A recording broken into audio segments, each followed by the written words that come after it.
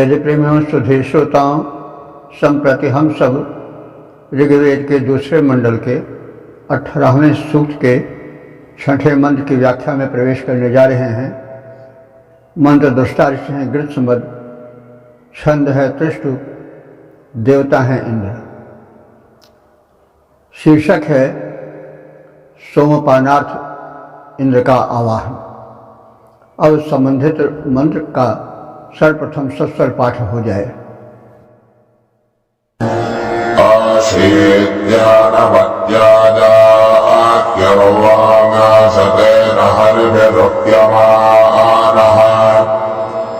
अजं सोम इंद्रत्वाजा परिषिक्तो मदाजा।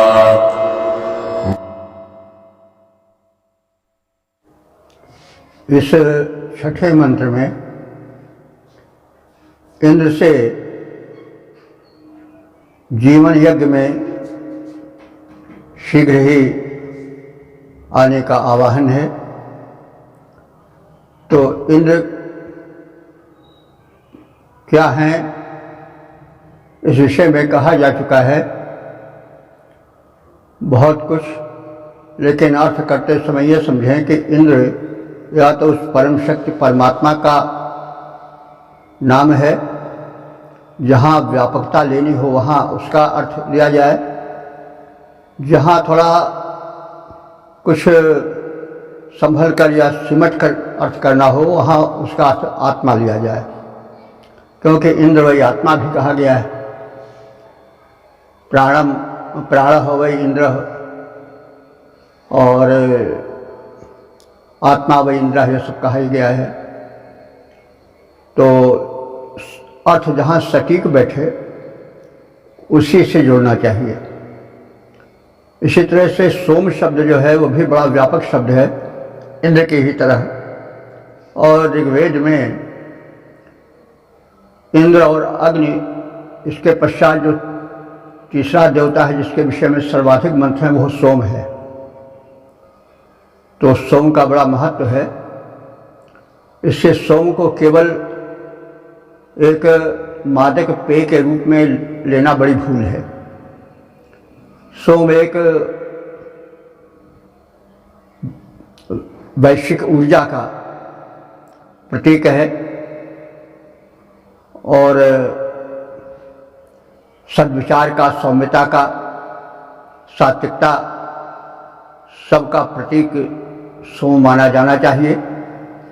मंत्र में जो अर्थ सटीक समझ पड़े उससे उसे जोड़ना चाहिए, क्योंकि वैदिक भाषा प्रतीकों पर चलती है।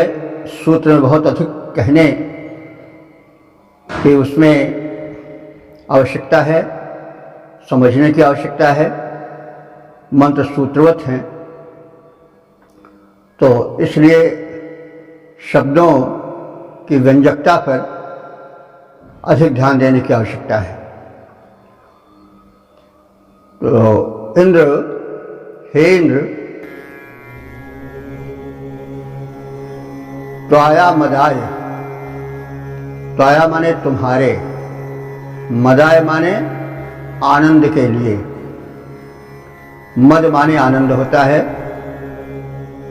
अब उसी से तमाम शब्द मदिरा है, अब मद है, ये सब बने हैं। मद माने घमंड भी होता है लौकिक भाषा में, क्योंकि घमंड तो बड़ी बुरी चीज़ है, लेकिन आदमी घमंड हो जाता है तो उसको बड़ा संतोष होता है कि देखिए है कोई मेरे बराबर। तो वो भी है कि अपने में गलत ही अनुभूति हो, लेकिन मद, वो भी मद जो है, काम क्रोध मद लोभ घमंड जो मद है वो भी मस्त कर देता है। भूल जाता है आदमी की अपनी हैसियत भूल जाता है मद में भी, और मदिरा में भी अपनी हैसियत भूल जाता है। तो इस विषय में हमें एक बड़ा अच्छा वृत्तांत याद आ रहा है कि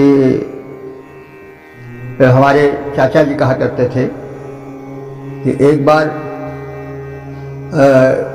एक देशी राजे, एक महाराजा थे, वो अपने हाथी पर चढ़े जा रहे थे। तो एक शराबी मिला, नशे में धुत था। उसने कहा बोलो कितने में हाथी दोगे? तो समझ लिया महाराज जी ने, राजा ने, कि ये अपने आप में नहीं है, तो उसको पकड़ के अपने घर ले गए, राजमहल ले गए। वहाँ जब 24 घंटे बीत गए तो उसको उस बंद कोठरी से निकाला और पूछा भाई बताओ कितना दोगे हाथी की कीमत? तो उसने कहा सरकार कीमत देने वाले चले गए। अर्थात उसने उस मद में शराब के राजा से अपने को कम नहीं समझा और उसको उसमें आनंद आ रहा था। अब वो अपनी हैसियत भूल गया था। तो जब हैसियत भूल जाता है तो आदमी अपने को भूल जाता है, तो फिर जो भावना आ गई, जो तरंग आ गई, इसी में बहता है। तो मैंने इसको इसलिए कहा कि शब्द का उतार चढ़ाव होता रहता है और मद में भी आदमी अपने को भूल जाता है, परमात्मा के आनंद में भी आदमी अपने हैसियत को भूल जाता है, मतलब वो अपने स्वरूप को भूल जाता है। जो समझे बैठे था कि मैं ये हूँ, मैं ऐसा हूँ, मैं राजा हूँ, मैं प्रजा हूँ, मैं पुत्र हूँ, मैं पति हूँ, पत्नी हूँ, क्या है। तो जब भावना कहीं दूसरी ओर बह जाती है किसी कारण से, तो मनुष्य अपनी वास्तविकता को भूल जाता है। तो अगर अच्छी दिशा में गई तो अपने को भूल गया तो अच्छा हो जाता है भाई। जैसे अध्यात्म में भी आदमी अपने को भूल जाता है, नशे आदमी भी आदमी अपने को भूल जाता है। और इसीलिए उसके भेद किए गए, सात्विक भेद और तामसी भेद। तो बहरहाल मैंने मद के सिलसिले में कहा तो ऋग्वेद में जो मद का अर्थ है वो बुरे अर्थ में नहीं आया है। वहाँ मद उस आनंद के लिए आया है जहाँ के मनुष्य अपने संकुचित वृत्त को भूल जाता है और परम शक्ति की ओर ढल जाता है। तो मद शब्द जो है, जो सोमपान जन्य मस्ती अथवा मतलब जो सात्विकता, आध्यात्मिक आनंद आता है, उसमें जो मनुष्य अपनी सत्ता को, अपनी हैसियत को भूल जाता है और वो एक दिव्य अनुभूति करता है, उसके लिए मद आया है। तो मदाय माने चतुर्थी है लिए के अर्थ में। तो आया मदाय, हे इंद्र तुम्हारे मद के लिए, यानी तुम्हें आनंद प्राप्त हो, एतद अर्थ। शून्य होतेषु, शून्य कहते हैं सुंदर, होतेषु कहते हैं पात्र। तो सुंदर पात्रों में अयम ही सोमः परिषिक्तः, मैंने यह सोम सुरक्षित रखा है तुम्हारे लिए। तो अब सोम तो एक पेय है, इस विषय में बताया गया है, सात्विक पेय है, सोमलता से निकाला जाता है। लेकिन सोम का अर्थ हम प्रतीक रूप में सौम्य भाव, ब्रह्मानंद, जो अपने भौतिक रूप को भूल करके परमात्मा अनुभूत के रूप में प्रकट होता है, सद्भाव, सौम्य भाव से भी हम जोड़ सकते हैं। तो अगर हम यहाँ आत्मा व इंद्र, आत्मा इंद्र है इस अर्थ में जोड़ें, इंद्र से इंद्रिय भी बना है, प्राण व इंद्र। तो इंद्र और इंद्रिय, तो क्योंकि प्राण ही या आत्मा है, इन सबका चलाने वाला होता है। इंद्रियों की सारी शक्ति, आँख के, कान की, नेत्र की, मन की, सबकी शक्ति प्राण या आत्मा में ही तो सन्निहित है। प्राण या आत्मा न रहे तो फिर कितनी ही सुंदर आँख क्यों न हो, दिव्य हो क्यों न, सारे हाथ पैर, सारे बल समाप्त हो जाते हैं। तो इंद्र से के अधीन है, इसलिए इंद्रिय हैं। तो कहने के तात्पर्य है कि हम अपने इंद्रिय होते से ना, बहुवचन है पात्रों में, तो हमारी इंद्रियां जो हैं, नेत्र हैं, कर्ण हैं, हृदय है, मन है, ये मन भी एक इंद्रिय है, सूक्ष्म इंद्रिय। तो इनमें हम तुम्हारे लिए भक्ति भाव भरे हुए हैं, सौम्य भाव भरे हुए हैं, वही सोम है। तो हम अपने विविध इंद्रियों में तुम्हारे प्रति प्रेम का या सौम्य भाव का या भक्ति भाव का रस भर के लाए हैं और तुम इसे स्वीकार करो। इस तरह से भी इसका अर्थ किया जा सकता है। तो सामान्य रूप से तो सोमरस से है कि हे इंद्र आओ, तुम्हारा जो प्रिय पेय है उसको हम अपने विविध पात्रों में भरे हुए सुरक्षित रखे हैं, तुम्हारी प्रतीक्षा में हैं। और इसको चाहें तो हम अध्यात्म अर्थ में ले सकते हैं, हे परमात्मन तुम आओ भक्ति भाव भरे हम अपने सौम्य तुम्हारे प्रेम पूर्ण भावनाओं से भरे हुए उपहार को समर्पित कर रहे हैं, इसे स्वीकार करो। आदि आदि रूप में भी हम ले सकते हैं।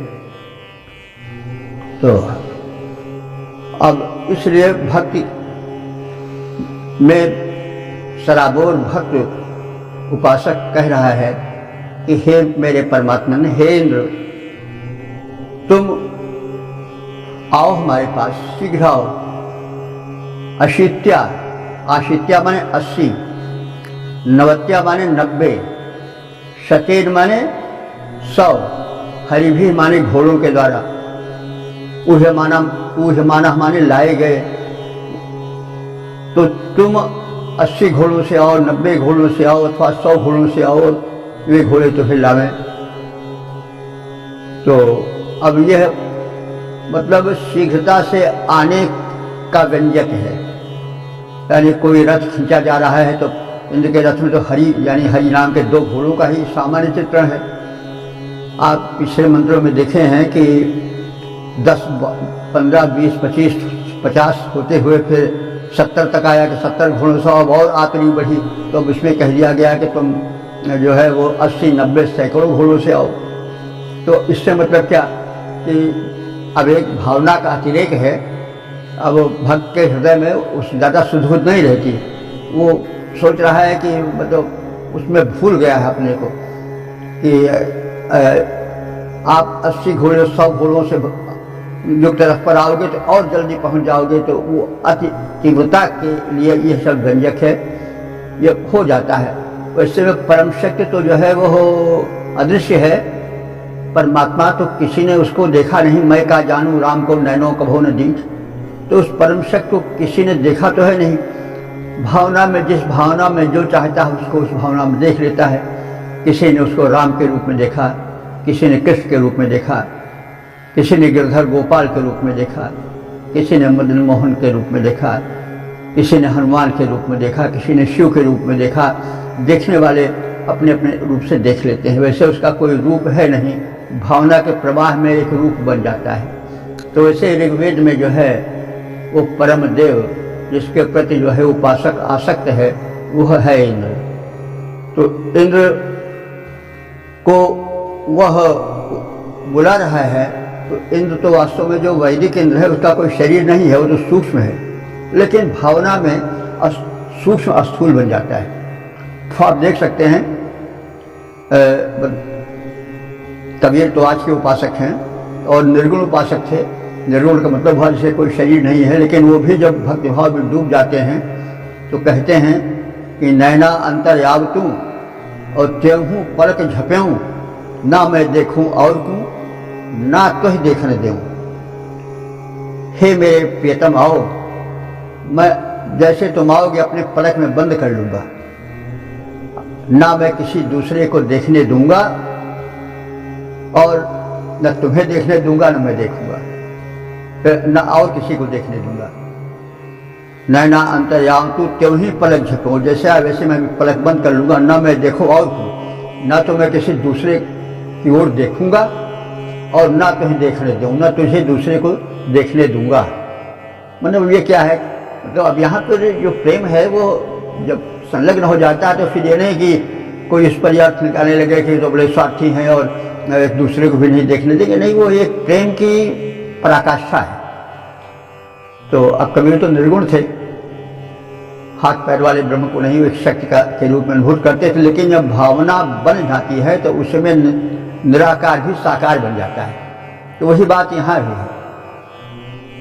जो उपासक है, भक्त है, वो कह रहा है कि तुम सैकड़ों घोड़ों से आओ, 80 से आओ, 90 से आओ, 100 से आओ।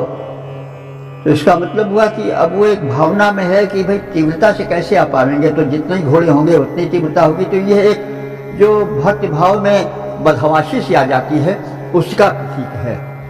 इसको कोई सीधे अर्थ लेकर के किया जाए तो उसका आनंद तब नहीं आएगा। तो इस प्रकार से आराधक की भक्त की भक्ति भावना की तीव्रता को यह सूचित कर रहा है कि हे इंद्र, तुम हमारे विविध पात्रों में भरे हुए सोम रस के पान के लिए शीघ्र आओ, इसके लिए तुम 80, 90, 100 जितने घोड़े हों सबको जोत करके आओ और शीघ्र पहुँचो।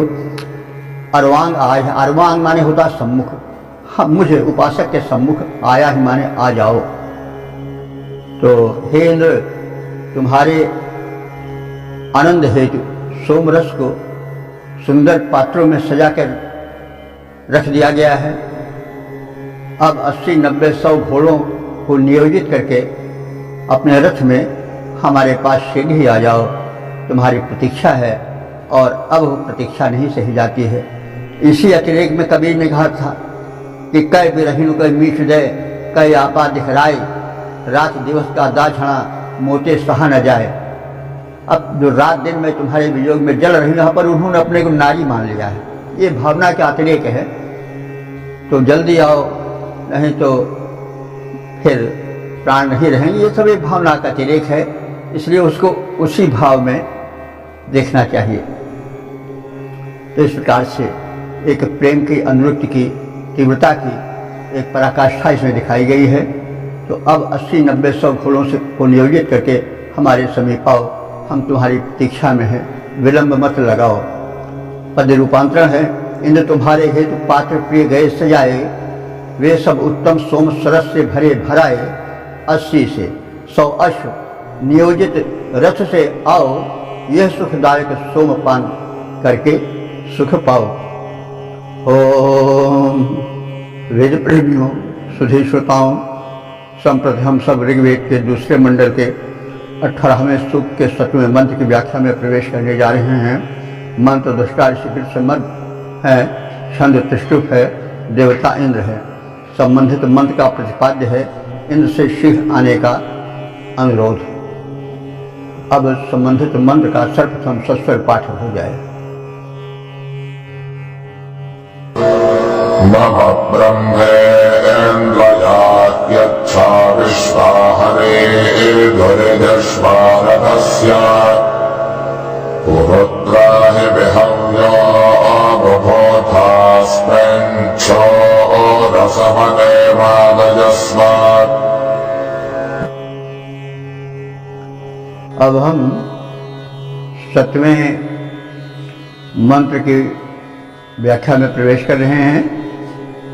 तो इस मंत्र में यह भाव बताया गया है कि इंद्र शीघ्र में यानी आतुरी का प्रदर्शन किया गया है, क्योंकि जो भक्त है जब भावना से अभिभूत हो जाता है तो वो विलंब नहीं सह पाता है, चाहता है कितनी जल्दी आ जाए हमारा प्रिय हमारे समीप। तो ये है मिलन की आतुरी है। तो वही बात इसमें है। अब ये तो आराध्य के नाम बदलते रहते हैं, हम अपने जिस किसी आराध्य से अपने को जोड़ें उससे भी अर्थ लग सकता है। ऋषि का आराध्य इंद्र है, वैसे उस परमात्मा कोई नाम तो है नहीं, नाम तो एक व्यवहार के लिए रख लिया जाता है, क्योंकि नाम ना हो तो फिर हम किसी वस्तु में कोई अंतर देख ही नहीं पाएंगे। तो जो व्यवहार के लिए नाम रखा जाता है, वास्तव में वस्तु का कोई मूल नाम नहीं होता है। तो इंद्र यहाँ पर आराध्य है उस परम शक्ति का।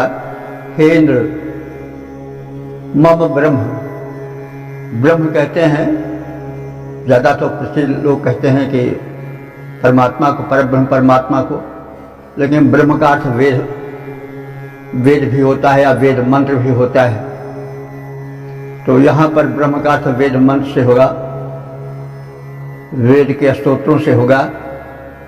तो हे मेरे आराध्य देव इंद्र, तुम मेरे ब्रह्म को, मम ब्रह्म, मेरे स्तोत्रों को, स्तुतियों को सुनो और सुन करके अच्छया भली विधि अच्छी तरह से शीघ्र आओ।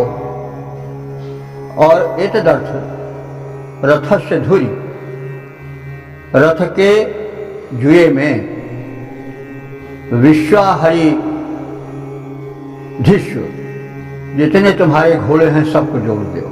अभी तक 80, 90, 100 था, जितने भी हों, 1000, 2000, 10,000, 20,000, भावना का अतिरेक है, उन सबको जोड़ दो, यानी उन सबको नाच दो, लगा दो, ताकि शीघ्र ही तुम आ जाओ। और ये भी हम मान रहे हैं कि पुरुत्रा, पुरुत्रा माने बहुत से तुम्हारे, बहुत, पुरुत्र कहते हैं बहुत को, तो तुम्हारे बहुत भक्त हैं, अगणित भक्त हैं, और तुम्हें उनके पुकार पर बहुत स्थानों पर जाना है।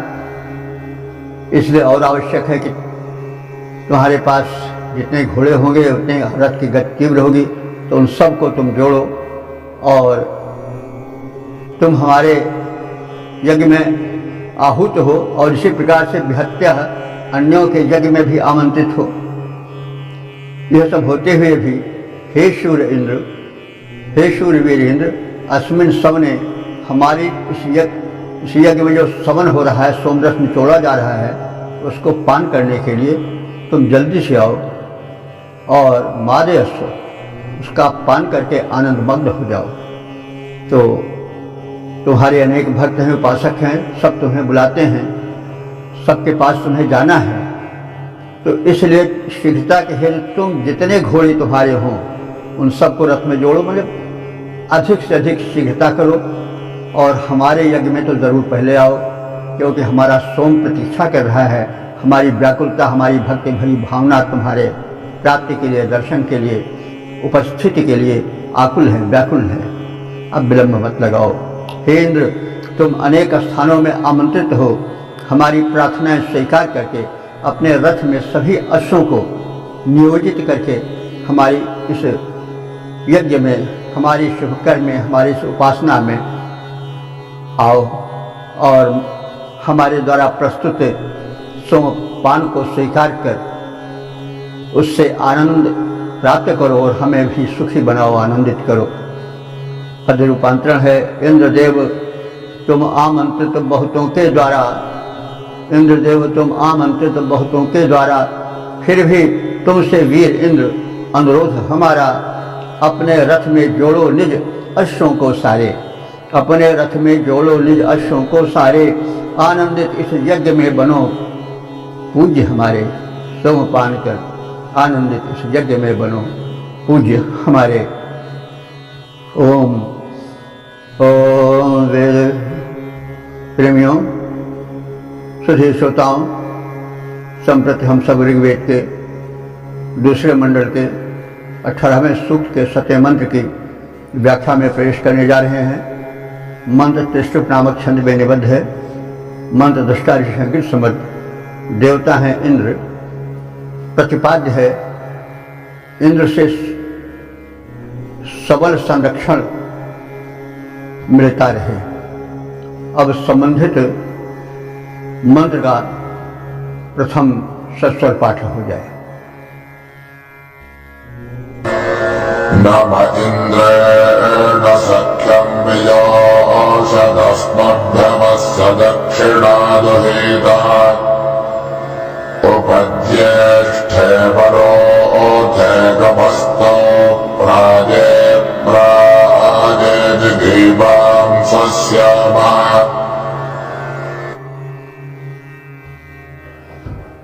इस 8वें मंत्र में इंद्र की दया दृष्टि,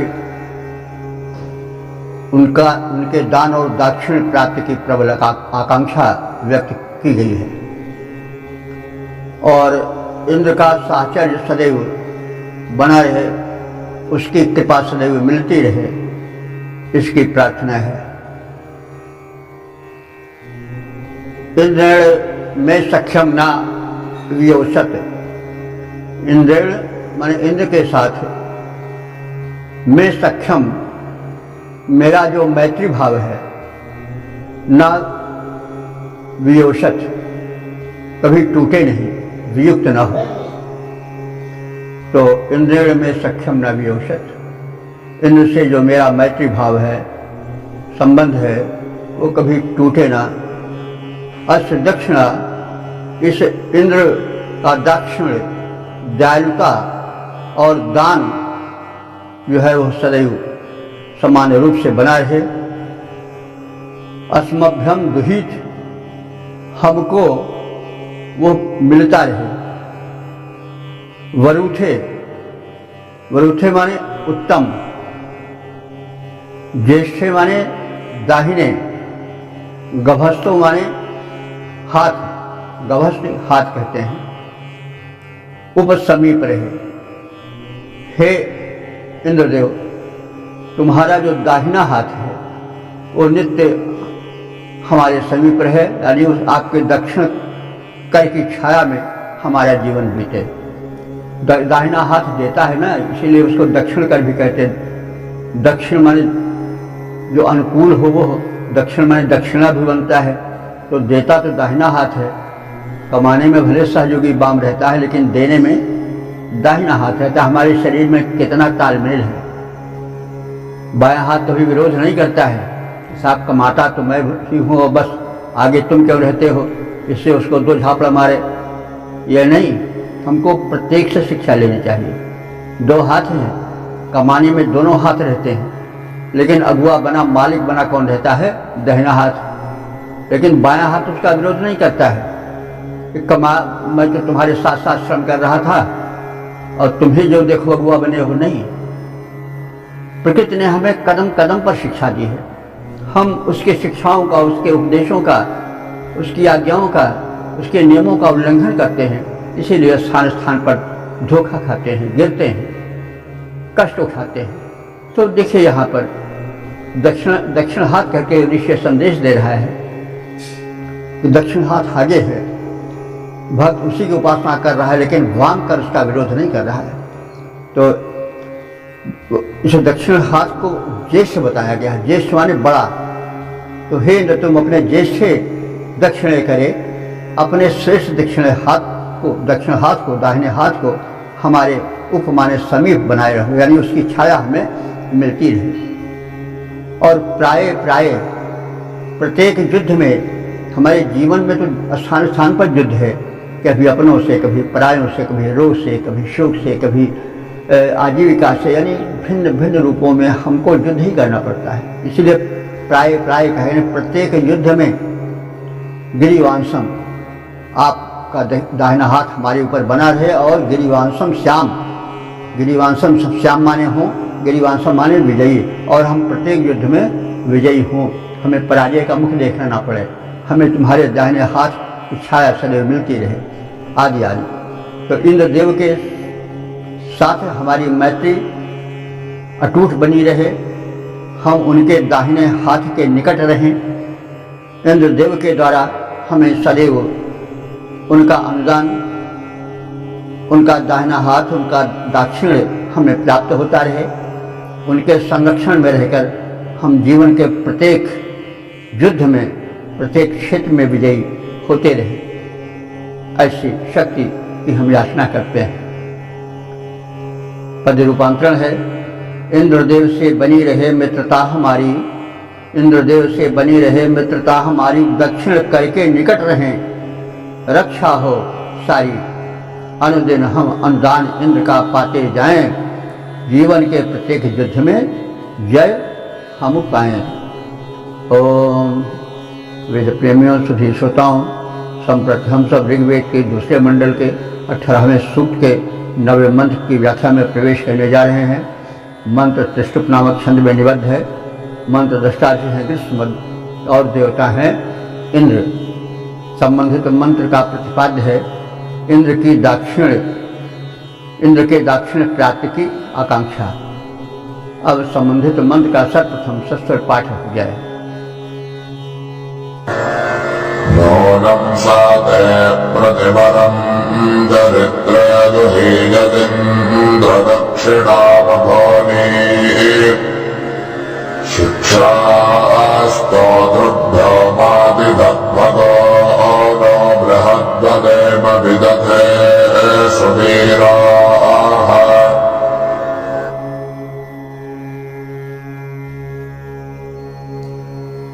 इस नवे मंत्र में यह भाव व्यक्त किया गया है कि जो परम शक्ति संपन्न देवता इंद्र है, उसके दया दाक्षिण की छाया से हम दूर न रहें, उसकी अनुकूलता हमें प्राप्त होती रहे, लेकिन हम भी उससे दूर न जाएं। अपने पुत्र पौत्रों सहित सब परिवार उसका स्मरण किया करें।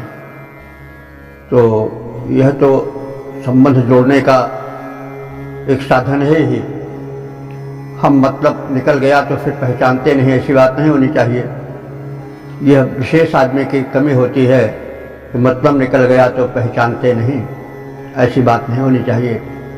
हम परमात्मा के साथ गद्दारी न करें, वो हमें देता है, हम उससे मांगें क्योंकि हमारा अधिकार है, लेकिन हम अपने कर्तव्य को भी न भूलें। हम जो है उसको याद करते रहें और अपने परिवार समेत उसको याद करें, और एक मंडली बनी रहे जो उसके यादगार के, उसके स्तुति के छंद पढ़ती है या मंत्र पढ़ती है, वो भी मज़े में रहे और हम भी सपरिवार उसके स्वर में स्वर मिला करके उस परम दाता की स्तुति करें। तो यह संबंध है। भूल जाना एक बहुत बड़ी मतलब त्रुटि है, अकृतज्ञता है, और अकृतज्ञता एक बहुत बड़ा दोष है। हम जिससे प्राप्त करते हैं उसके प्रति हमें कृतज्ञ होना चाहिए। तो वही बात इसमें कही गई है कि परमात्मा हमें दे, इंद्र हमें दे, उसका दया दाक्षिण्य हमारे ऊपर बना रहे, लेकिन हम भी उसे भूले नहीं और सपरिवार सपरिजन उसके शरण में जाएं, उसका स्मरण करें, उसके अनुदान की, उसके दया दाक्षिण्य की प्रशंसा करते रहें। तो इन्हीं भावों को व्यक्त किया गया है। अब हम जरा शब्दार्थ की ओर ध्यान दें। कहा गया है कि इंद्र मघोनी दक्षिणा, हे इंद्र तुम्हारी जो ऐश्वर्यदायिनी दक्षिणा है, अनुदान है, दाक्षिण्य है, अर्थात जो तुम्हारा दया और दाक्षिण्य है, करुणा है, हमारे प्रति अनुकूलता है, वो सदैव बनी रहे। और वरम धनम दुहियत, उसके माध्यम से हम जो जीवन में श्रेष्ठ प्राप्त योग्य धन है वो सब प्राप्त करते रहे। धन के विषय में स्थान स्थान पर कहा गया है केवल द्रव्य के को ही, सोने चांदी को ही धन तक नहीं सीमित करना चाहिए। स्वास्थ्य, हेल्थ इज वेल्थ, स्वास्थ्य सबसे बड़ा धन है, ईमान सबसे बड़ा धन है। नेता में ईमान खो दिए, सब कुछ खो दिए। चरित्र सबसे बड़ा धन है। If character is lost then everything is lost. If wealth is lost, if wealth is lost then nothing is lost. जिसको हम धन कहते हैं, वेल्थ है, वो अगर चला गया तो ठीक है, कुछ नहीं गया, फिर आ जाएगा। If wealth is lost then nothing is lost. If health is lost then something is lost. अगर स्वास्थ्य नष्ट हो गया तो कुछ चीज़ जरूर नष्ट हुई। लेकिन if character is lost then everything is lost. अगर चरित्र नष्ट हो गया, चरित्र धन नष्ट हो गया तो समझ लो सब नष्ट हो गया। क्योंकि चरित्र अगर दुष्चरित्र में परिणत हो गया तो समृद्धि का दरवाज़ा वहीं पर बंद हो जाएगा। धन के जाने में विलंब नहीं लगेगा, आने में भले विलंब लगे, क्योंकि धन के जाने में विलंब नहीं लगता। एक ही बार में दांव में रख दिया जाता है, राज्य चला जाता है। तो इसलिए ऋषि इस दूरदर्शिता को ध्यान में रखकर कह रहा है कि हम तुम्हारे दया दाक्षिण्य के द्वारा श्रेष्ठ धन प्राप्त करते रहें। तो धन जो है वो विविध प्रकार के धन हैं, उन सब की उपलब्धि हमें होती रहे। और हे भगवान, आप हमें ही न दो बल्कि अस्तोत्रेभ्य, जो हमारे साथ तुम्हारी स्तुति अन्य लोग करते हैं, उन्हें भी तुम अनुदानित करो, उन्हें भी अपनी कृपा दृष्टि से वंचित मत रखो। उन्हें भी जो प्राप्त योग्य धन है या जो प्राप्त करने योग्य धन है उनको देते रहो। शिक्ष माने होता है प्रदान करना, उन्हें भी तुम देते रहो। मामक दे, और मुझे भी दो। भगवान कहीं इस रेल पेल में, इस ठेले में, इस विचार के बाहुल्य में कहने में हम कहीं छूट न जाएं, यानी हमारा भी ध्यान रहे और हम भी आपके दया दाक्षिण्य की छाया में ही जीवन व्यतीत करें। हमें भी आवश्यक उपलब्धियां जो धन्य कर देने वाले धन हैं वे प्राप्त होते रहें। माम भी दे, मुझे भी आप देते रहो और हमें एक अकृतज्ञता का भाव ना जमने पावे। हमें भी न भगम दे, हमें भी अपने भग को, ऐश्वर्य को, धन को दो और हम तुम्हारे कृतज्ञ बने रहें इस दान के स्वरूप। और अकेले नहीं बल्कि सुवीरा विदथे बदेम, अपने पुत्रों, अपने परिजनों के साथ मिल करके विदथे माने यज्ञ में, इस जीवन यज्ञ में, वदेम माने तुम्हारी यश को विस्तार के साथ कहते फिरें, तुम्हारे कीर्ति को गाते फिरें, तुम्हारे अस्तित्व का और तुम्हारी करुणा का, तुम्हारे स्वभाव का हम गुणगान किया करें और इस प्रकार से हम कृतज्ञ बने रहें आपके और आपको भूलें नहीं। ये आपसे प्रार्थना है। ये समापन वाला मंत्र है, इसमें अपनी अंतिम इच्छा व्यक्त करता है ऋषि या उपासक। वही है कि हम उस परम दाता के, परमात्मा के दया दाक्षिण्य को प्राप्त करें और जो जीवन को धन बना देने वाले धन हैं उनको उपलब्ध करें। साथ साथ जो अन्य उपासक हैं, जो मंडली है उपासकों की, भक्तों की, वो भी संपन्न बनी रहे और हम आपके विभिन्न ऐश्वर्यों को प्राप्त करके कृतज्ञ बने रहें और आपका गुणगान पूरे पुत्र परिजन समेत करते रहें। ऐसी कुछ परिस्थिति हमारे जीवन में बनाए रहो, हम आपके कृपा पात्र बने रहें और सुखी और समृद्ध जीवन बितावें और समाज के लिए कल्याणकर रूप में प्रस्तुत हों। इस प्रकार से हे इंद्र, तुम्हारी कृपा छंदोबद्ध प्रस्तुतिकरण है। हे इंद्र, तुम्हारी कृपा उपासकों का कल्याण कराती है, स्तुतिकर्ताओं को वैभव धन धान्य लुटाती जाती है। हम सब यजमान तुम्हारी करुणा से वंचित मत रह जाएं, पुत्रों परिजनों समेत मिले तेरी सुकीर्ति को फैलाएं। तो इस प्रकार से हमने इस सूक्त के समापन वाले मंत्र को भी सुना और समझा। संक्षेप में इसका सबका प्रस्तुतिकरण हुआ। अब हम इस सूक्त के संक्षिप्त सार को जान लें। इस ऋग्वेद के दूसरे मंडल के 18वें सूक्त में कुल 9 मंत्र हैं। सभी मंत्र त्रिशुप नामक छंद में निबद्ध हैं। मंत्र दृष्टा ऋषि हैं, ग्रीष्मबद्ध देवता इंद्र हैं। अब तक जो मंत्र व्याख्यायित हो चुके हैं उनकी कुल संख्या हो चुकी है 2193। तो इस सद्य कथित व्याख्यायित सूत्र का संक्षिप्त सार यह है कि सोमपान जिसकी व्याख्या हो चुकी है उसके लिए उस परम शक्ति परमात्मा या जिसे इंद्र नाम से संबोधित किया जा रहा है उसको बुलाना चाहिए। सबको, भक्तों को। जीवन एक यज्ञ है, उस यज्ञ में सदैव उसे शुभ भावनाओं, सौम्य भावनाओं का अमृत स्वरूप पेय देना चाहिए अथवा अपना प्रिय नैवेद्य देना चाहिए। इस विषय में बात कही गई है।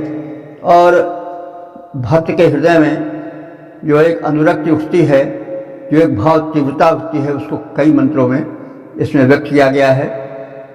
वैसे इंद्र के तो 2 घोड़े बताए जाते हैं जिनका हरि नाम है, हरि। तो उनसे आने की बात कही गई है। उससे प्रतीत होता है कि इंद्र के रथ में 2 घोड़े हैं जैसे सामान्य हुआ करते हैं। तो वो सब भी जो हम बता चुके हैं कि ये तो एक भावना में बात कही जा रही है। लेकिन अब यहाँ पर जब आतुरी आ जाती है भक्त में, तब उस समय उसको भूल जाता है भक्त का हृदय की क्या है क्या नहीं है। वो भावना वेश में बहुत कुछ ऐसे बात कह जाता है जो केवल समझने की योग्य है। तो इसमें यह है कि कई मंत्रों में कहा गया है कि आप 10 घोड़े से आओ, 20 से आओ, 25 से आओ, 50 से आओ, फिर अंत में होते होते 100 घोड़ों से आओ। फिर अंत में ये कह दिया गया है कि जितने तुम्हारे घोड़े हों उन सबसे आओ, यानी तुम शीघ्र आओ। इस भाव को व्यंजित किया गया है। और जो प्रतीक्षा की घड़ी होती है वो बड़ी कठिन होती है। तो जब प्रेम अपने प्रगाढ़ अवस्था में पहुंच जाता है तो उस अपने प्रेम पात्र से परमात्मा से मिलने की बड़ी आतुरी हो जाती। जैसे बताया गया है कि वहाँ तक तो यह है कि भक्त इतना हो जाता, कै विरहीन कर मीठ दें, इस विरहिणी आत्मा को या तो मृत्यु दो, कै विरहीन कर मीठ दे, कै आपा दिखराई, अथवा शीघ्र ही मुझे अपनापन दिखाओ, क्योंकि रात दिवस का दाझना मोते सहा न जाए। रातों दिन का तुम्हारे वियोग में दग्ध होना मुझसे अब सहन नहीं होता है। तो ये एक आतुरी है। वही आतुरी की एक झलक इस मंत्र में भी है कि भक्त चाह रहा है कि कितनी जल्दी उसके आवाहन में, उसके जीवन यज्ञ में वो परमात्मा शक्ति सम्मिलित हो। इसलिए उसके आने का शीघ्र साधन रथ था, तो रथ में 2 घोड़े हों, फिर उसके बाद 10, 20, 25, 50, 100, फिर अनंत जितने घोड़े हों सबसे आओ। मतलब ये सिर्फ आतुरी का प्रतीक है, सूचक है। और सोमपान के लिए बुलाया जाता है। सोमपान भक्ति भाव, सौम्य भाव, इससे भी हम उसको व्यंजित करके समझ सकते हैं। वैसे सोम तो के विषय में काफ़ी बताया जा चुका है। यह ऋग्वेद का एक प्रमुख देवता है, बल्कि तीसरे नंबर का देवता है, जैसा पहले भी कहा जा चुका है। अग्नि और इंद्र के बाद जिस देवता की सर्वाधिक वंदना की गई है वो है सोम। तो सोम कोई साधारण नहीं है, कोई ऐसा पेय नहीं है जिसको लोग हल्का करके देखते हैं। वो जो ऊर्जा है, वैश्विक ऊर्जा का प्रतीक है, सौम्य भावना का प्रतीक है, हृदय की सात्विकता का प्रतीक है और समर्पण का प्रतीक है। तो इस तरह से वो अमृत, उस अमृत तत्व का प्रतीक है जो कि जीवन को सर्वथा संपन्न और पुष्ट बनाता है, समृद्ध बनाता है, साधन संपन्न बनाता है। इस प्रकार से उस सोम को हम अपने उस परम प्रिय पात्र परमात्मा को समर्पित करें। परमात्मा के रूप में यहाँ पर इंद्र प्रस्तुत किया गया है। तो इस तरह से ये इस पूरे जो है वो सूक्त में इंद्र की भक्ति, सोमपान का आग्रह, उसके अनुकूलता की प्राप्ति और उसके अनुकूलता के अनुरूप इंद्र की भक्ति का, परमात्मा की भक्ति का प्रदर्शन किया गया है कि हम पाएं और पा करके गुण गाएं और ईश्वर को भुलाएं नहीं, उसके सामीप्य लाभ को प्राप्त करें। क्योंकि ईश्वर को भुला देने पर बड़ी भूलें हो जाती हैं, आदमी अपने को भूल जाता है। तो यह बहुत बड़ी बात है, इसको बार बार इसको ऋषि दोहराता है कि भाई तुम उस ईश्वर को मत भूलो। क्योंकि जहाँ हम ईश्वर को भूल जाते हैं तहाँ हम अपने को भूल जाते हैं, हम अपनी हैसियत का मूल्यांकन नहीं कर पाते हैं और अंत में फिर धोखा खा जाते हैं। यही धोखा खाना, यही गच्चा खाना है। तो इसलिए उससे संपन्नता मांगो, क्योंकि संपन्नता का स्वामी है और उसके लिए पाने के लिए मांगना पड़ता है, एक प्रार्थना पत्र प्रस्तुत करना पड़ता है, सामान्य नियम है। लेकिन उस प्राप्ति के बाद फिर उसको भुला नहीं जाना चाहिए कि फिर ऐसा भुला गया कि जब मतलब निकल गया तो पहचानते नहीं, वो स्थिति ना हो। निरंतर उसको याद करें, अकृतज्ञ मत बने और उस परमात्मा को याद करते रहेंगे तो हम अपने को भी याद करते रहेंगे, हम अपनी हैसियत में रहेंगे, हम सीमा के बाहर नहीं जाएंगे। और सीमा के बाहर न जाना ही मर्यादा है। मर्यादा का अर्थ ही होता है सीमा, मर्याम ददाचित मर्यादा। जो व्यक्ति को अपने सीमा में रखे वही मर्यादा है। जब मनुष्य मर्यादा भूल जाता है, अपनी सीमा को भूल जाता है, तभी वो गच्चे में गिरता है। देखिए, सीमा को, मर्यादा को कभी सीता ने ठुकरा दिया था, लक्ष्मण रेखा को मर्यादा थी। परिणाम क्या हो, उनका अपहरण हुआ, एक बड़ा भारी कांड उपस्थित हो गया। उसी से राम रावण युद्ध हुआ, पूरा लंका नष्ट हो गई। तो वहीं पर थोड़ी भूल हुई किसी रूप में, सीता को भी कष्ट उठाना पड़ा, पति वियोग सहना पड़ा, राम को भी तड़फना पड़ा। मतलब पूरा परिवेश ही विषाक्त हो गया। क्यों? क्योंकि मर्यादा लांघी गई, सीमा रेखा नहीं लगना चाहिए। परिणाम क्या हुआ, एक सुनहली सभ्यता जहाँ के सब घर सोने के थे वो नष्ट हो गई, जल गई, समाप्त हो गई। सारी शक्तियाँ, सारी सिद्धियाँ नष्ट हो गई। क्योंकि कहीं पर मर्यादा का उल्लंघन हुआ, इसलिए एक मर्यादा कायम करनी चाहिए। धन मिले, धन के साथ साथ उसकी मर्यादा बनी रहे। तो ये सब बातें वेद मंत्र में स्थान स्थान पर बताई गई हैं। मैं उनको स्पष्ट करने की यथाशक्ति चेष्टा करता हूँ। आप सब सुधी श्रोता हैं और आवश्यकता है कि उसको थोड़ा कहना, अधिक समझिए और मंत्रों पर विचार कीजिए। मंत्र बड़े कल्याणकारी हैं। मननात् त्रायते मंत्र, मंत्र का अर्थ ही होता है कि जो मनन करने से, चिंतन मनन करने से रक्षा प्रदान करे, वही मंत्र है। मंत्र का अर्थ होता है मननात् त्रायते मंत्र। तो आप चिंतन मनन करें, मंत्र शब्द को सार्थक करें और अर्थ को हृदयंगम करें और हृदयंगम करावें, प्रचार प्रसार करावें। ये भी पुण्य कार्य है और हमारी भारतीय संस्कृति इसी वेद की पिटारी में सन्निहित है। हम इसे न भूलें, आत्म कल्याण करें और विश्व कल्याण करें। वही समर्थ है कि जो कि तैरता हुआ तैरे। अपने आप ही हम तैर गए और अन्य लोग डूब गए तो उसका कोई विशेष अर्थ नहीं हो पाता है। तो समर्थ वही है जो कि स्वयं उस पार जाए और दूसरों को भी पार लगा दे। तो इस तरह से हम आज के इस प्रस्तुति को समाप्त करते हैं, उसको विराम देते हैं, वाणी को विराम देते हैं। अगले बैठक में हम लोग अगले सूक्त में प्रवेश करेंगे। ओम सर्वे भवन्तु सुखिनः, सर्वे सन्तु निरामयाः, सर्वे भद्राणि पश्यन्तु, मा कश्चित् दुःखभाग् भवेत्।